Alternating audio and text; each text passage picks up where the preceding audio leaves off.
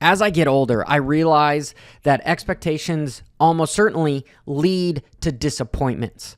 And what is a good analogy for that? Well, let's just say once every year you expect somebody to come down the chimney, and once you find out that that does not happen and it's a perception, it's not reality, you get incredibly disappointed.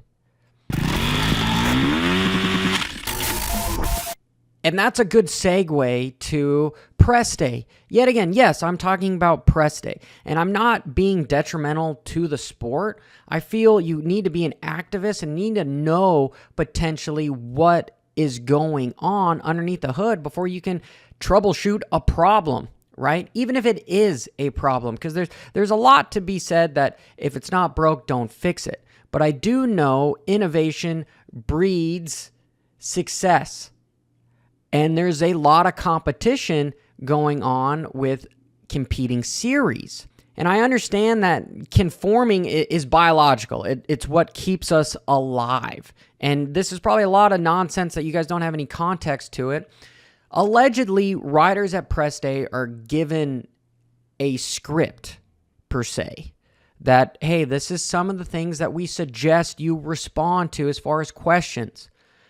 And it's maybe an unspoken rule, nothing really in writing, but they would like to control the narrative, which, do I think that's bad? No, any nice business wants to control their image. Just like what I give to you guys as far as context, I'm the one in charge of controlling how I want to be perceived. It's no difference. Do I fault Supercross for potentially telling riders what to say? No. It's worked for them, and there's a good saying as far as if it's not broke, don't fix it. But at the same time, if I'm being personal, I am a little disappointed because you grow up thinking your hero, Lance Armstrong, was just a phenom, somebody that you just inspired to be. And then when you find out that he's a dickhead and cheated, it hurts. Granted, I still kind of admire Lance for all the above, but that's just because I'm an odd, I'm one of those apples that fall off the tree and like rots, right? I know that in order to win friends, especially on the internet, you need to say nice things about them. You can't constantly have this narrative of negativity. And if you want to vanquish, enemies, you kind of ignore them, right? You just pretend that they don't exist, because as soon as you give anybody somewhat power, whether it's just a confrontation in front of you, then you kind of stoop to their level and it gets out of control.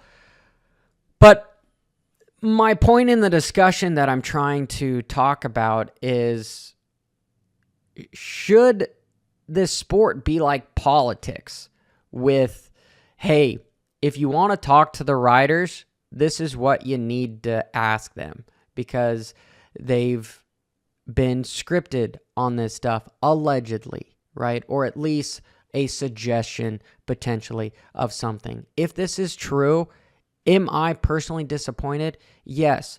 Has it worked in the past and it's been good for the sport? Possibly, right? Possibly.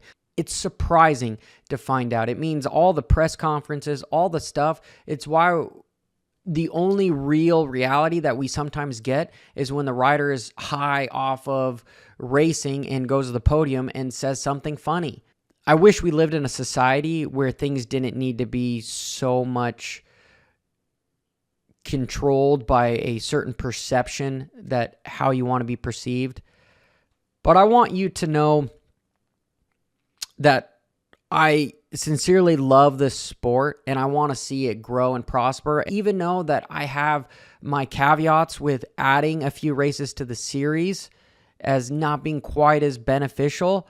I do like the new venues, the new track layouts, and all the new promotional stuff for the sport. It's exciting. It is definitely a show, and I want to see it continue to be a show. Make sure to hit that subscribe button and stick around for the live show today at noon Pacific time. Brah.